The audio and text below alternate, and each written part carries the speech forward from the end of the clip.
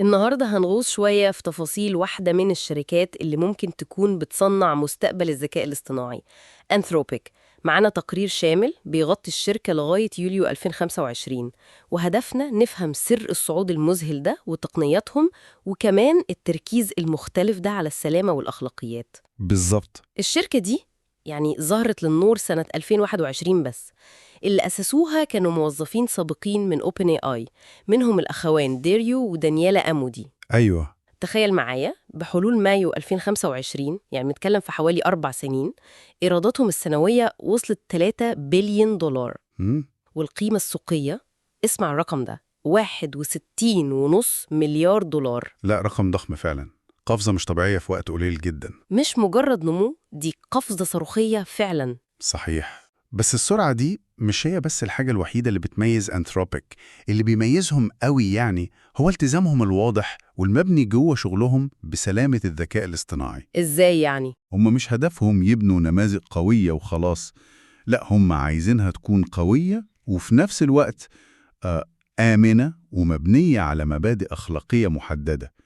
ده اللي بيسموه ال Constitutional AI، الذكاء الاصطناعي الدستوري. دستوري؟ فكري فيها كأنهم بيدوا للذكاء الاصطناعي ده وهو لسه بيتدرب مجموعة قواعد أساسية، زي دستور كده، يلتزم بيها عشان السلوك والقرارات بتاعته تكون متوجهة أخلاقيا من الأول خالص، قبل حتى ما يتعامل مع أي حد. فكرة مثيرة للاهتمام صراحة. طب إيه هي بقى أبرز منتجاتهم؟ يعني الأسلحة التقنية اللي معاهم؟ بصي، أساس شغلهم هو عائلة نماذج اللغة اللي اسمها كلود. الموضوع بدأ بكلود 1 في 2023، وبعدين التطور كان سريع قوي لحد ما وصلنا لكلود 4 في مايو 2025. مهم. ومن جوه العيلة دي في نماذج مبهرة زي أوبوس 4. التقرير بيوصفه إنه أفضل نموذج برمجة في العالم. وفي سونيت 3.7، وده كان أول نموذج بيستخدم فكرة بيسموها التفكير الهجين أو hybrid thinking. تفكير هجين دي جديدة دي. هي فكرة مهمة قوي، بتحاول توازن بين إن النموذج يرد بسرعة لو المهمة بسيطة، وبين إنه ياخد وقته ويفكر بعمق لو المهمة معقدة. النموذج ده بيقدر يختار الأسلوب الأنسب. ده غير إنهم طوروا قدرات مهمة زي الكمبيوتر يوز، اللي بتخلي النموذج يقدر يستخدم برامج الكمبيوتر وكمان يقدر يبحث على الويب مباشرة. طب والكلام التقني ده كله إزاي بيترجم في السوق؟ في المنافسة الشديدة دي، هل فعلا بدأوا ياخدوا مكان؟ ده سؤال مهم، والأرقام في التقرير بتقول بيعملوا كده فعلا، خصوصا في سوق الشركات الكبيرة الانتربرايز. يعني صحيح اوبن اي اي لسه عندها مستخدمين أكتر بشكل عام، لكن أنثروبيك قدرت تضاعف حصتها في سوق الشركات ده. تضاعف؟ من حوالي 12% وصلت ل 24% خلال سنة 2024 بس، وده كان على حساب اوبن اي اي بشكل واضح في القطاع ده. ده مؤشر قوي. والأكتر من كده كمان جاذبيتهم للمواهب. التقرير بيقول إن معدل الاحتفاظ بالموظفين عندهم هو الأعلى في الصناعة كلها، حوالي 80%. 80% ده عالي جدا في مجال زي ده. جدا. وفي إشارة كمان إن المهندسين بيفضلوا يروحوا لهم بمعدل 8 أضعاف. 8 أضعاف؟ الرقم ده بيقول كتير قوي عن جاذبيتهم للمطورين نفسهم. بالظبط. وطبعا كل ده محتاج فلوس كتيرة قوي، تمويل ضخم. أكيد، وده موجود.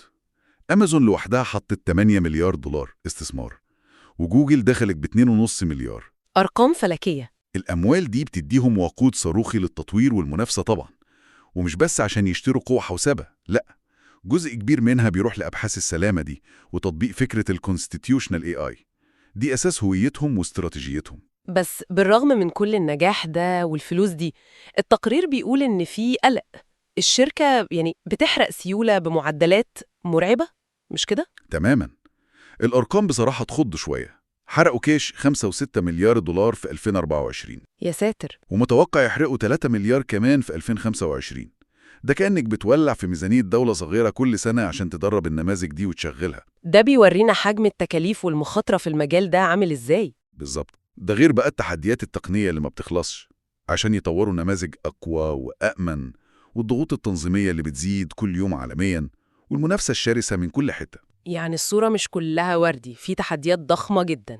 هل بقى تركيزهم على السلامة ده ممكن يكون هو طوق النجاة أو نقطة قوتهم في مواجهة الصعوبات دي؟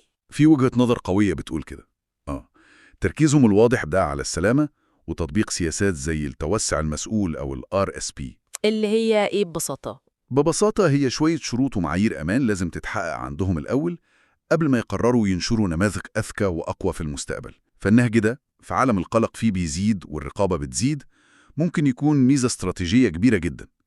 ممكن يبني ثقة أسرع مع العملاء الكبار ومع الجهات التنظيمية، ويخليهم يمكن الخيار المفضل للي بيدور على القوة وفي نفس الوقت المسؤولية. تمام، إذن لو حبينا نلخص اللي شفناه في المصادر دي، أنثروبيك ده لاعب صاعد بقوة الصاروخ، بيقدم تكنولوجيا قوية زي كلود، ورهانه الأساسي على السلامة كجزء من هويته ومنتجه. م- م. ونجح فعلا إنه ياخد حتة مهمة من سوق الشركات بدعم مالي جبار. لكن في نفس الوقت بيواجه تحديات مالية وتقنية وتنظيمية مش سهلة أبداً. بالظبط. ولو بصينا بقى للصورة الأكبر شوية، أنثروبيك مش مجرد شركة تانية بتنافس وخلاص، هي بتمثل نموذج مختلف، رؤية مختلفة لمستقبل تطوير الذكاء الاصطناعي، رؤية بتحاول بجد توازن بين القدرات الخارقة دي وبين المسؤولية والمخاطر.